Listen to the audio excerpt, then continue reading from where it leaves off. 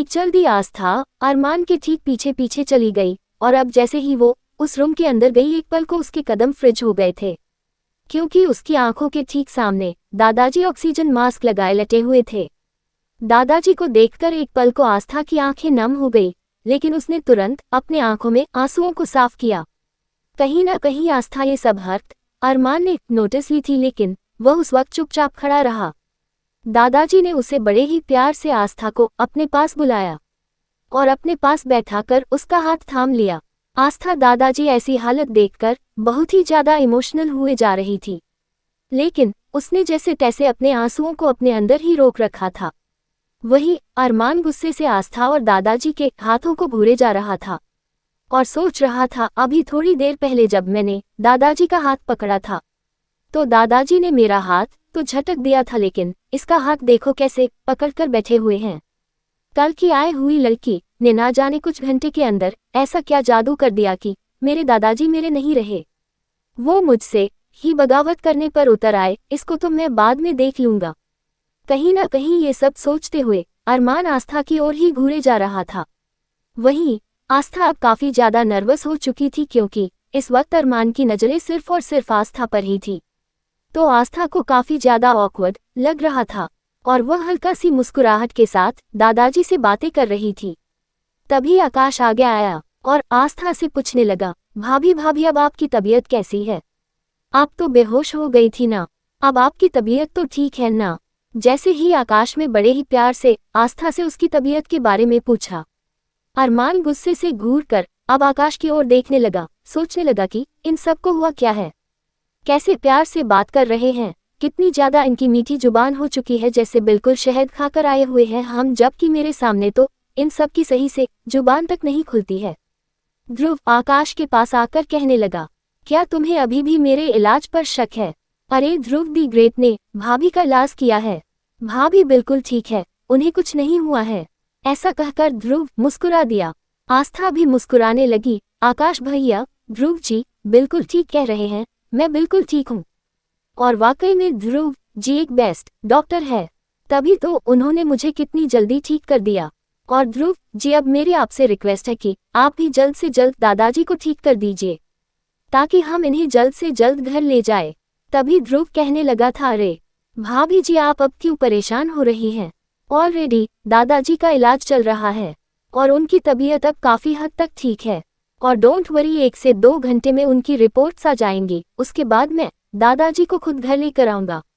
तब तक आप अरमान भाई के साथ घर चले जाइए और जाकर आराम कीजिए, क्योंकि इस वक्त आपकी तबीयत भी कुछ ठीक नहीं है और अस्पताल की रिपोर्ट्स आने में भी 2 से 3 घंटे का वक्त लगने वाला है। फॉर्मेलिटी वगैरह में देरी हो जाएगी। जैसे ही ध्रुव ने ये कहा, आस्था के होंठ फड़फड़ाने लगे। वो ध्रुव को कहना चाहती थी कि मैं इस मोन्स्टर के साथ अकेले नहीं जाना चाहती हूँ, मैं भी यही अस्पताल में आप लोगों के साथ रुकना चाहती हूँ। वो मन ही मन खुद से बातें किए जा रही थी। अरमान जो कि तिरछी नजरों आस्था के रिएक्शन देख रहा था, तुरंत कहने लगा, ध्रुव ठीक कह रहा है, तुम चलो मेरे साथ घर चलो, और तुम्हारी तबीयत ठीक नहीं है ना, दादाजी 2-3 घंटे में घर आ जाएंगे, तब तक तुम चलो, तुम भी आराम कर लो, अगर तुम बीमार रहोगी तो दादाजी का ख्याल कौन रखेगा? अब जैसे ही अरमान ने इस तरह से बातें कहीं, अब तो उन चारों का मुंह हैरत के मारे खुला का खुला रह गया। वहीं दादाजी मुस्कुराकर ये सब नोटिस करने लगे। वो यही तो चाहते थे कि अरमान अपनी बीवी से अच्छी तरह से पेश आएं, उससे प्यार और मोहब्बत से बातें करें, तो कहीं ना कहीं उनके दिल को सुकून मिल चुका था। वही आहान तुरंत सुमित के पास गया और अपनी कोहनी मारकर कहने लगा था, क्या तूने भी वही सुना जो मैंने सुना है? तभी सुमित आकाश को कोहनी मारकर कहने लगा, क्या तूने भी वही सुना जो मैंने सुना है? तभी आकाश ध्रुव को कोहनी करने लगा और कहने लगा था, क्या तुम्हारे कान भी ठीक काम कर रहे हैं? क्या तुमने भी वही सुना जो हमने सुना है?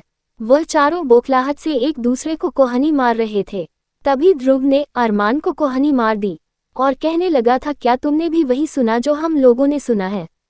अब जैसे ही अरमान ने ध्रुव की बात सुनी, वह कंफ्यूजन से घूरकर उसे देखने लगा। ध्रुव की नजरें जैसे ही अरमान पर गई, उसने तुरंत ही एहसास हो गया कि फ्लो में उसने अरमान को कोहनी मार दिया। तभी वह चारों एकदम इधर उधर देखने लगे, मानो कि जैसे उन सब ने कुछ किया ही नहीं ना हूं। तभी अरमान एक नजर आस्था की ओर देखकर कहा, अब क्या तुम यही खड़े रहोगी? चलो चलना नहीं है। ऐसा कहकर अरमान जल्दी आस्था के ठीक सामने से उसे वोट से बाहर निकल गया था। आस्था बेचारा सा मुंह लेकर कभी दादाजी को देख रही थी, कभी उन चारों की ओर देख रही थी। वो अपनी आंखों से उन चारों से रिक्वेस्ट करने लगी थी कि मुझे उस मॉन्स्टर के साथ जाने से कोई तो रोक लो, मुझे उसके साथ कहीं नहीं जाना है। लेकिन वह चारों तो कुछ और ही सोच रहे थे। उन्होंने सोच लिया कि शायद भाभी की खूबसूरती ने अरमान को बदल दिया है और इसीलिए अरमान भाई अपनी खूबसूरत बीवी के साथ अकेले में कुछ टाइम स्पेंड करना चाहते हैं। कहीं ना कहीं वो सब इसी तरह की बातें सोच रहे थे और मन ही मन में खुश हो रहे थे। तभी आस्था के पास देव आया और कहने लगा, मैडम सर आपका गाड़ी में इंतजार कर रहे हैं। ध्रुव और आकाश आगे आए और कहने लगे, हाँ भाभी अब आप जाए, हम आपको बस 3 घंटे बाद घर पर ही मिलेंगे। अगर आप दोनों को कुछ प्राइवेट बात करनी है तो आप हमें फोन या मैसेज कर देना, हम थोड़ा लेट भी आ जाएंगे, कोई मसला नहीं है। ऐसा कहकर वह चारों ही आस्था को छेड़ने लगे थे। लेकिन उस वक्त आस्था का दिल बुरी तरह से कांप रहा था। वह अरमान के साथ अकेले रहने के ख्याल ही उसे डराने के लिए काफी था। लेकिन फिलहाल वो खुद को ही हिम्मत देती हुई देव के साथ जाने लगी और मन ही मन में बोले जा रही थी, आस्था चल कुछ नहीं होगा, वैसे भी ये मॉन्स्टर तो तुझे तलाक देने का ही सोच रहा है, तो तू इस बारे में ज्यादा मत सोच, अगर ये ज्यादा तुझे कुछ कहेगा तो तू भी इसके बारे में दादाजी को बता देना। खुद से ही सवाल जवाब करते हुए आस्था देव के ठीक पीछे पीछे जाने लगी। जैसे ही आस्था हॉस्पिटल के गेट से बाहर गई तो उसने देखा एक ब्लैक कलर की बड़ी सी मर्सिडीज उसके ठीक सामने खड़ी हुई थी। देव ने आगे बढ़कर पीछे वाली सीट का दरवाजा आस्था के लिए खोल दिया।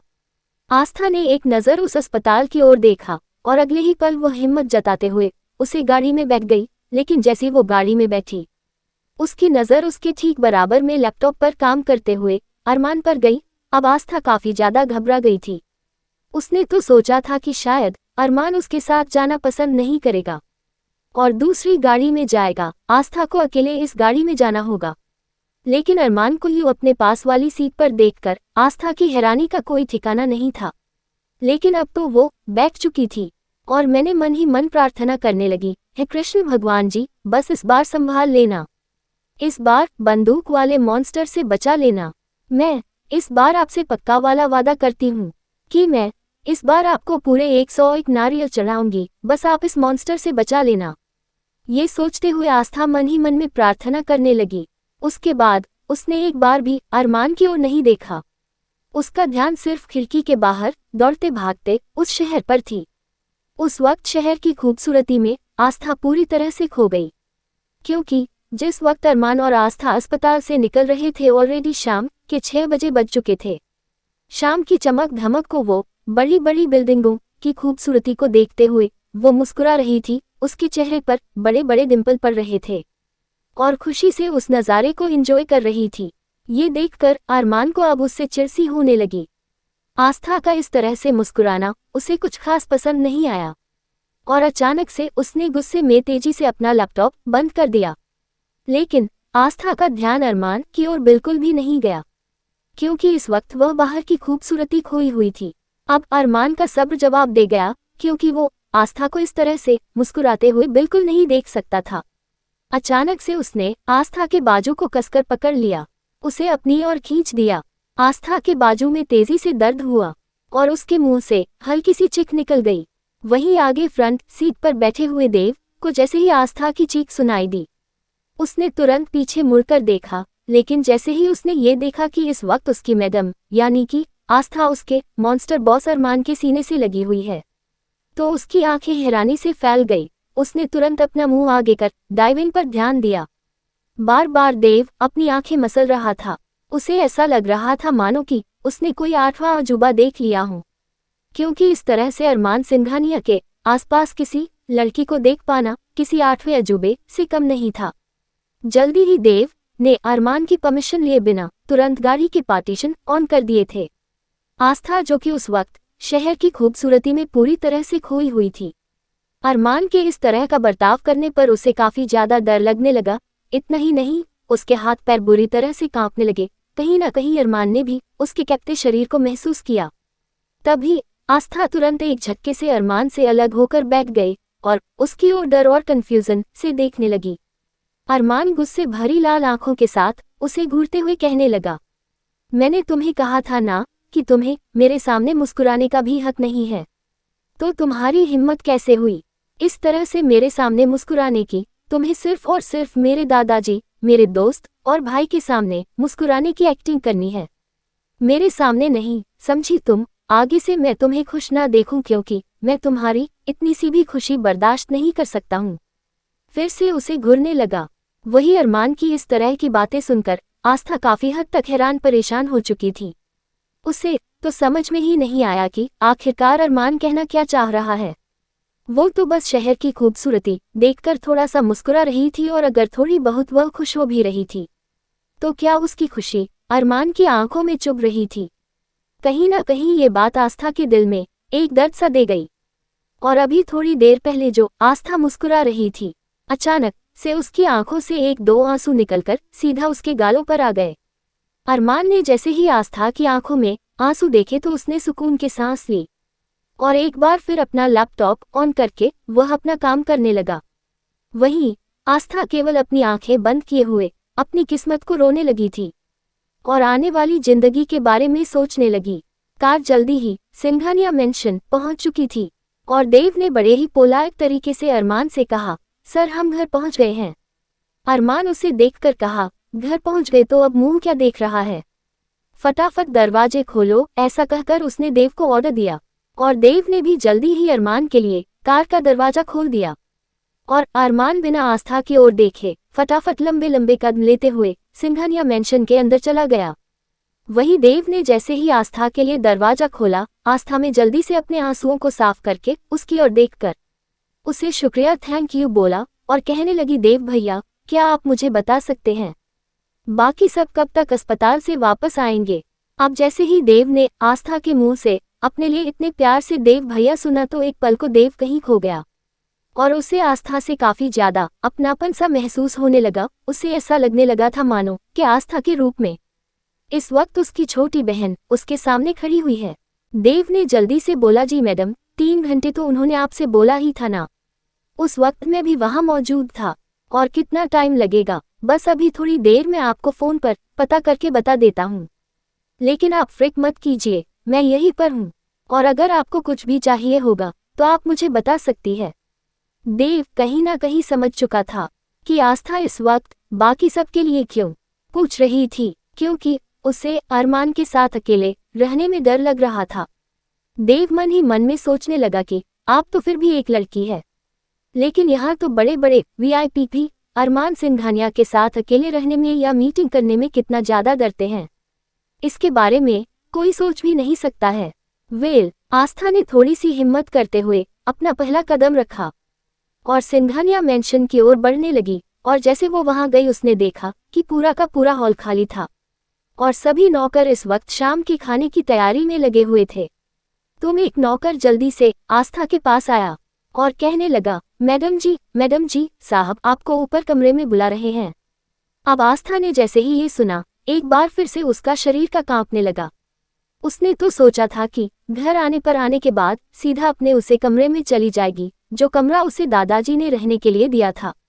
लेकिन अब जैसे ही नौकर ने ये कहा कि आपको बॉस बुला रहे हैं, तब आस्था का गला सूखने लगा था। जल्दी से उसने आगे बढ़कर डाइनिंग टेबल पर रखा हुआ पानी का गिलास उठा लिया और एक साथ में पूरा का पूरा गिलास भरकर पानी पी लिया और खुद को अरमान के कमरे में जाने के लिए तैयार करने लगी थी, क्योंकि ये वही कमरा था जिस कमरे में आस्था पर गोली चली थी। भला उस कमरे को वो कैसे भूल सकते थी? तो इसीलिए उसे एक अनजाना सा डर सता रहा था और वो उस कमरे में नहीं जाना चाहती थी, लेकिन उसके पास वहां जाने के अलावा कोई और रास्ता नहीं था, क्योंकि अरमान के बारे में जानकर और सुनकर वो इतना तो समझ चुकी थी कि अगर उसने सीधे तरीके से अरमान की बातें नहीं मानी तो अरमान एक पल नहीं लगाएगा उसके पूरे परिवार को मिटाने में। वैसे भी परिवार के नाम पर उसका अगर कोई था तो मामा, मामी और उसकी नानी, लेकिन उसे अपने मामा मामी की कुछ खास चिंता नहीं हो रही थी। लेकिन उसे अपनी नानी की बहुत ज्यादा चिंता थी। अपनी जान से भी ज्यादा बढ़कर वो अपनी नानी को प्यार करती थी। तो अपनी वजह से अपनी नानी पर किसी तरह की कोई आंच नहीं आने देना चाहती थी।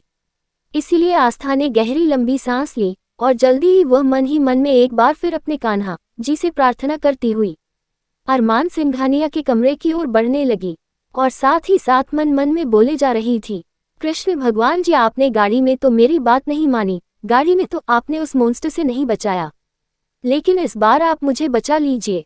मैं वादा करती हूँ इस बार मैं एक नारियल और बड़ा देती हूँ।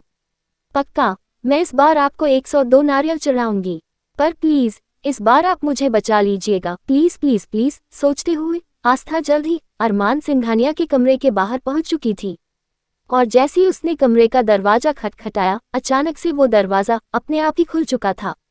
अब तो आस्था और ज्यादा हैरान हो गई थी। वो सोचने लगी, मैंने दरवाजा खोला भी नहीं और ये अपने आप ही खुल गया। तभी उसे एक आवाज सुनाई दी। अब तो आस्था की जान हलक तक आ गई थी। अब क्या बाहर ही खड़ी रहोगी या अंदर आने का इरादा है? पूरी रात मुझे तुम्हारे कमरे में आने का इंतजार करना होगा। अरमान की बात सुनकर आस्था अपने इधर उधर चारों तरफ अच्छी तरह से देखने लगी, लेकिन उसे अरमान कहीं भी दिखाई नहीं दिया। तो वह सोचने लगी, क्या ये इंसान को दरवाजे के बाहर आर पार भी दिखाई देता है? फिलहाल आस्था जल्दी ही अरमान के कमरे में चली गई। उस वक्त अरमान के कमरे की लाइट काफी ज्यादा धीमी थी, इसीलिए आस्था चारों तरफ अच्छी तरह से देख रही थी और सोच रही थी, यहाँ पर इतना अंधेरा क्यों है? तभी आस्था निगाह उसके सामने सोफे बैठे अरमान पर गई, जहाँ पर अरमान लाल सुर्ख आंखों के साथ आस्था को ही देख रहा था। क्योंकि उस रूम में लाइट थोड़ी डिम थी, तो इसलिए आस्था को अरमान की आंखें ही दिखाई दे रही थी और अरमान की आंखें देखकर आस्था काफी ज्यादा सहम गई। अरमान एक नजर आस्था की ओर देखा, आंखों से उसे इशारा किया और जल्दी ही आस्था एक छोटे बच्चों की तरह उसकी बात मानते हुए जल्दी ही उसके सामने बैठ गई।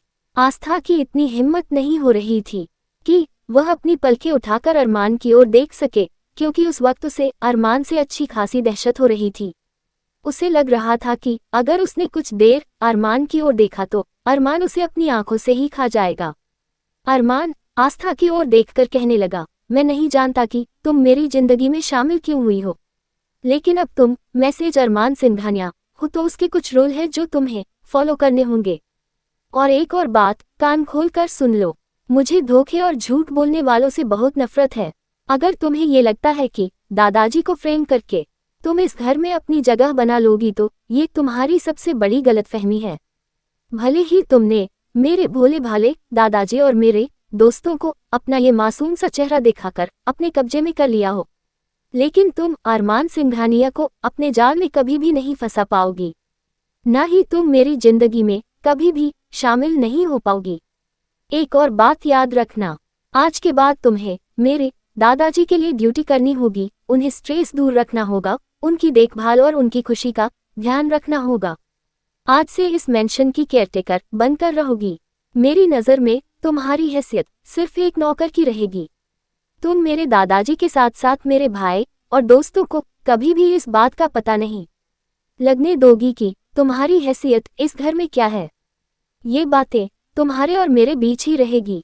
एक और बात, अगर तुमने कभी भी दादाजी को सच बताने की कोशिश की या फिर किसी और को सच बताने के बारे सोचा तो वो दिन तुम्हारी जिंदगी का आखिरी दिन होगा। इतना ही नहीं, तुम्हारे मरने से पहले मैं तुम्हारी ही आंखों के सामने तुम्हारे पूरे परिवार को मार डालूंगा, समझी तुम? आस्था सर झुकाकर अरमान की एक एक बात सुन रही थी, लेकिन न तो वो इतनी हिम्मत जुटा पा रही थी कि वह उसकी ओर देख सके या उससे किसी भी तरह का कोई सवाल कर सके।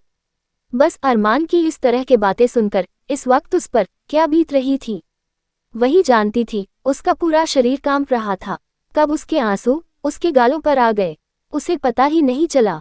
अरमान आस्था के आंसू देखकर अपनी जगह से खड़ा हुआ और कहने लगा, ये आंसू तुम सिर्फ मेरे सामने बहा ही सकती हो, लेकिन खबरदार, अगर मेरे दादाजी के सामने तुम्हारी आंखों में आंसू एक भी कतरा आया तो तुम्हारे लिए ठीक नहीं होगा। एक और बात, जब दादाजी ठीक हो जाएंगे मैं खुद तुम्हें यहाँ से रवाना कर दूंगा। और हाँ, डोंट वरी, मैं जानता हूँ तुमने मुझसे पैसों के लिए शादी की है, तो मैं भी तुमसे केयरटेकर का काम फ्री में नहीं करवाऊंगा। तुम्हें मैं अच्छी खासी कीमत दूंगा। तुम सुन रही हो ना मेरी बात? तुम्हारे फैमिली ने कभी नहीं देखा होगा उतना पैसा मैं तुम्हें दूंगा। अगर किसी भी दिन मुझे ये लगा कि तुम मुझे धोखा दे रही हो या मुझसे झूठ बोल रही हो, उसी दिन मैं तुम्हारा अंत कर दूंगा। अरमान एक एक शब्द बड़े ही गुस्से में सख्ती से बोल रहा था, जिसे किसी की भी रूह कौंप जाए। वही मासूम आस्था ये सोच रही थी कि आखिरकार मैंने ऐसा क्या किया है जो ये मुझसे इस तरह से बातें क्यों कर रहे हैं। आस्था को उस वक्त बहुत ज्यादा रोना आ रहा था, क्योंकि आज तक किसी ने भी इतने सख्त लहजे में उससे नहीं समझाया था। ऊपर से अरमान का एक एक शब्द उसे ऐसा महसूस हो रहा था मानो कि उसे किसी गुनाह की सजा सुना रहा हूं।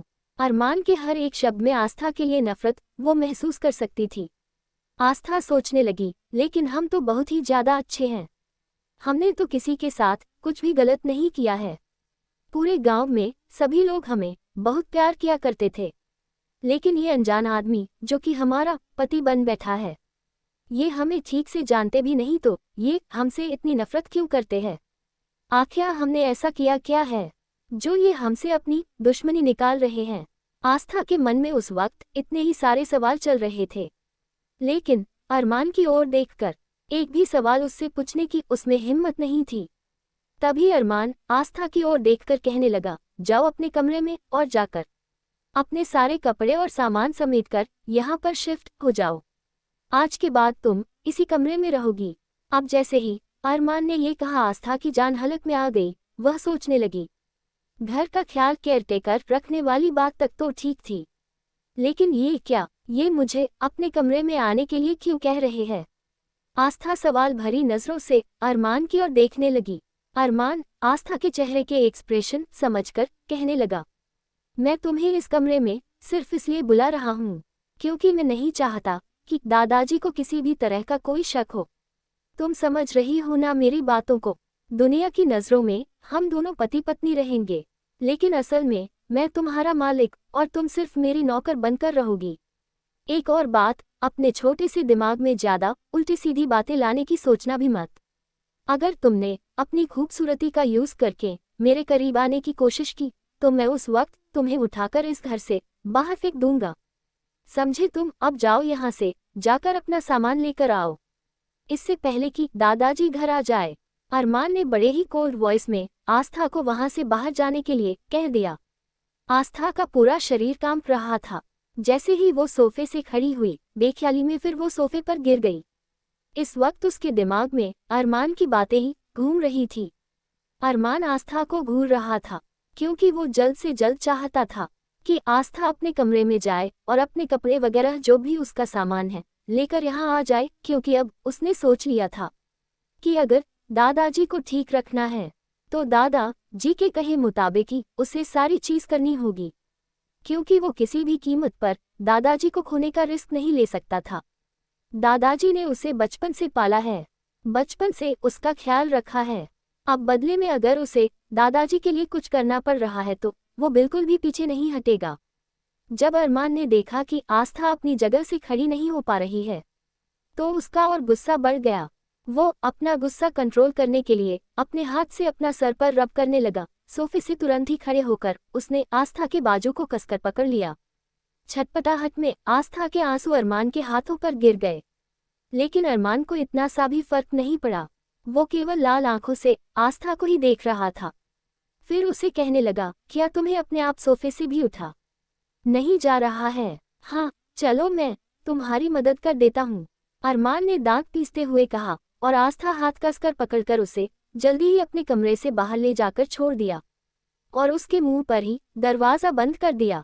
वही आस्था पहले तो कुछ देर उस दरवाजे को देखती रही जहां से उसे बेरहमी से निकाला गया, और फिर जल्दी से दौड़कर वो उस कमरे में आ गई जो कमरा उसे दादाजी ने रहने के लिए दिया था। और वो बेड पर आकर फूट फूट कर रोने लगी, क्योंकि इतना गुस्सा, इतनी नफरत उसका नाजुक सा दिल बर्दाश्त नहीं कर पा रहा था। आस्था ने कभी भी किसी की गुस्से भरी आवाज तक नहीं सुनी थी, लेकिन यहाँ उसे इतनी नफरत का सामना करना पड़ रहा था, और वो भी बिना गलती के। उसे पता ही नहीं था कि आखिरकार उसकी गलती क्या है जो इस तरह से उसके साथ बर्ताव हो रहा है। क्या आस्था अरमान के नफरत को प्यार में बदल पाएगी? जानने के लिए सुनते रहिए हॉटलिस्ट हस्बैंड का अगला एपिसोड।